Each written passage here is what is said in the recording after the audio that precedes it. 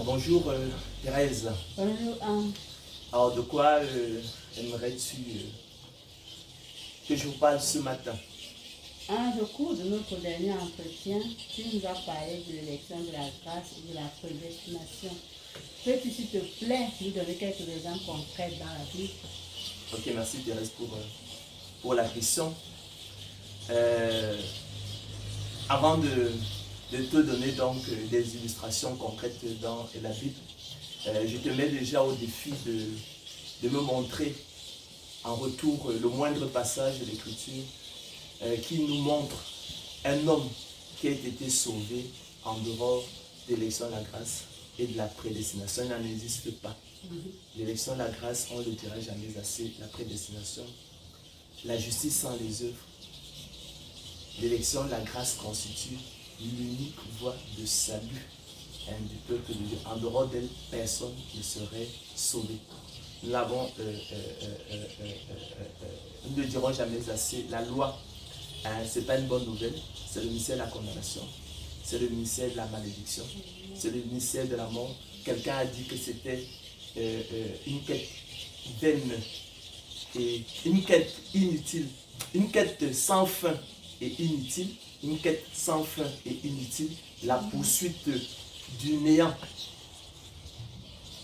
Donc maintenant, pour revenir donc à ta question, disons qu'effectivement, l'écriture effectivement sous forme effectivement de type, que ce soit dans le Nouveau Testament, dans l'Ancien Testament, nous présente effectivement des cas concrets de salut d'homme à travers, grâce à l'élection, la grâce et la prédestination. Je rappelle qu'un type est la description imparfaite de la réalité qui le préfigure par analogie.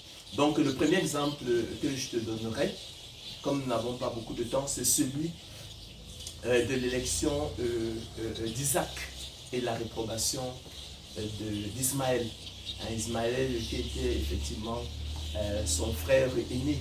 Il est né effectivement de son père à travers effectivement Agar.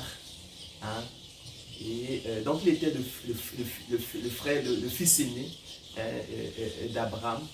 Mais comme il n'était pas l'enfant de la promesse,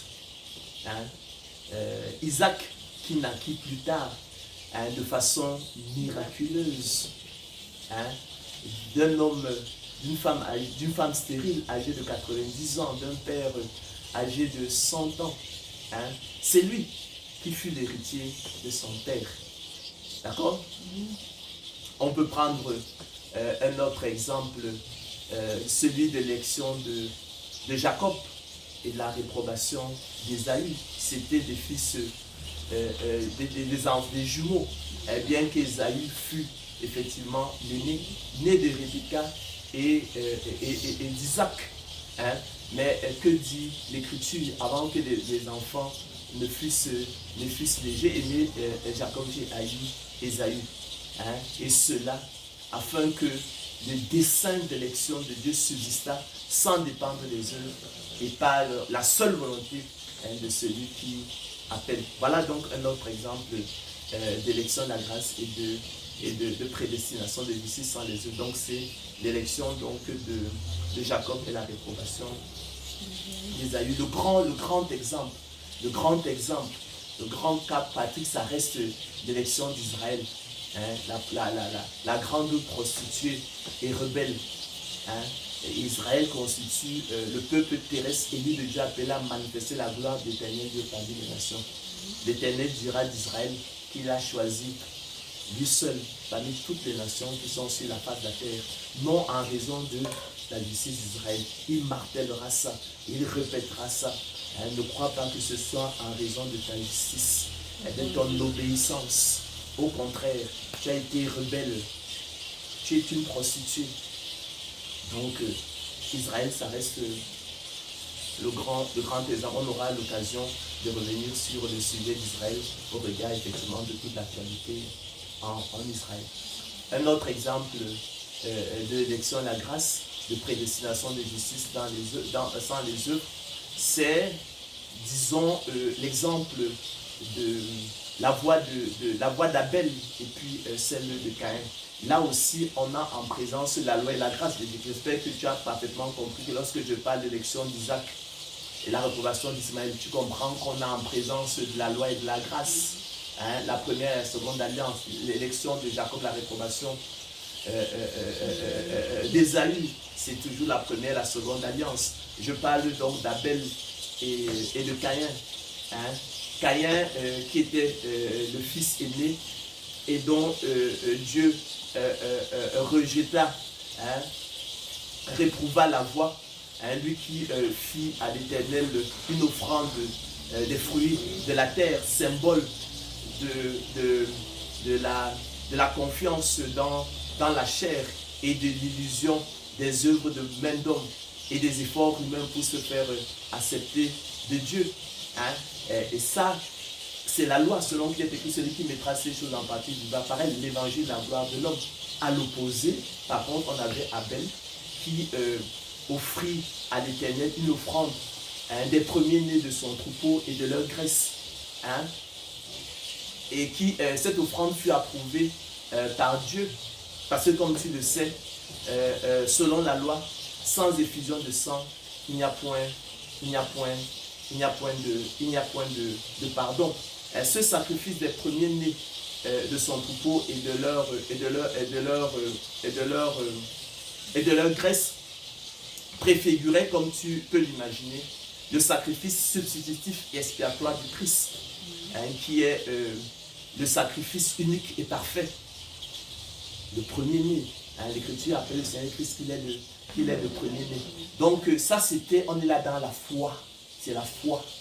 Hein, on est là dans, il a porté ses regards avec foi vers le Seigneur Jésus-Christ, hein, sur l'œuvre parfaite et complète qu'il a accomplie seulement à la croix de Golgotha. Un autre exemple, on pourrait citer, si tu le veux, on peut prendre la parabole du fils prodigue. La parabole du fils prodigue, avec le fils prodigue qui a vécu et a dissipé surtout tout le bien de son père en vivant dans la débauche avec des prostituées, et qui s'était donc éloigné ouvertement, effectivement, de son père, mais qui, à son retour, effectivement, à la maison paternelle, lorsqu'il a senti, effectivement, toute sa misère sous l'effet du don de la repentance, qui est un don de Dieu, qui est revenu et qui a reconnu, effectivement, qu'il avait péché contre son père et contre Dieu. Et regarde plutôt la fin qui a été réservée à son frère aîné, qui était l'hypocrite qui était resté à côté de son père, mais qui était lui aussi en révolte contre son père, qui a vu d'un mauvais œil que son père fut bon à l'égard de son frère cadet, et qui a donc rejeté la grâce de Dieu, mettant sa confiance en la chair. Mais quelle triste fin pour lui, son frère aîné, lui qui a reconnu effectivement qu'il n'était qu'un pécheur, qu'il était perdu. Il fut, frère cadet, il a reconnu qu'il n'était qu'un pauvre pécheur, il était perdu. Il fut honoré à son retour. Son père lui mit l'anneau au doigt, on l'a revêtu de la plus belle robe, on a organisé un grand festin auquel le frère cadet, qui se croyait juste, effectivement, a refusé. Son frère aîné a refusé d'assister. On peut te parler de la bonté de David à l'égard de Méphibosheth, fils de Jonathan, fils de Saül. Hein, il dira à l'annonce de la bonne nouvelle par le roi, qu'il invita à manger à sa table. Hein, la table du roi symbolise ici le royaume de Dieu.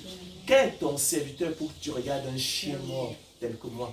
Et je pense dans 2 Samuel 19, il reconnaît, il dit à nouveau son indignité et reconnaît qu'il est redevable du roi pour les bienfaits reçus, en disant que tous ceux de la maison de mon père n'ont été devant le roi, n'ont été devant le roi mon Seigneur que digne de mort. Cependant, tu as permis à ton serviteur d'avoir part effectivement à ta table. Donc les exemples comme ça sont légion, il faut les rechercher lorsque vous lisez les Écritures. Il n'y a que ça. On pourrait parler effectivement du parcours de l'apôtre Paul, qu'on va distinguer effectivement de Saul de Tarse. Saul de Tarse qui effectivement s'attachait effectivement aux œuvres de la loi. Et il les considérait comme des choses excellentes. Et il dut déchanter sur la route de Damas lorsque le Seigneur Jésus-Christ le reprit et le jeta au sol, l'humilia. Et sa conversion se produit à ce moment-là. Lui qui avait été mis à part dès le sein maternel, il était un élu, mais il fallait qu'il passe par la nouvelle naissance. Il s'attachait effectivement aux œuvres de la loi plutôt que de rechercher le salut par la foi. Ce qui a été le cas en fait de l'apôtre Paul. On pourrait nous parler de Job, lorsque lui qui disait c'est juste effectivement qui craignait Dieu, il s'éloignait du mal, mais il ne comprenait pas effectivement le mal, effectivement la souffrance dont il était l'objet. Le diable qui l'avait couvert d'un ulcère malin depuis le sommet de la tête jusqu'à la plante des pieds. Et dans le premier temps, effectivement, il n'a rien dit. Il a gardé sa dignité. Ensuite, sa femme l'a incité à maudire Dieu.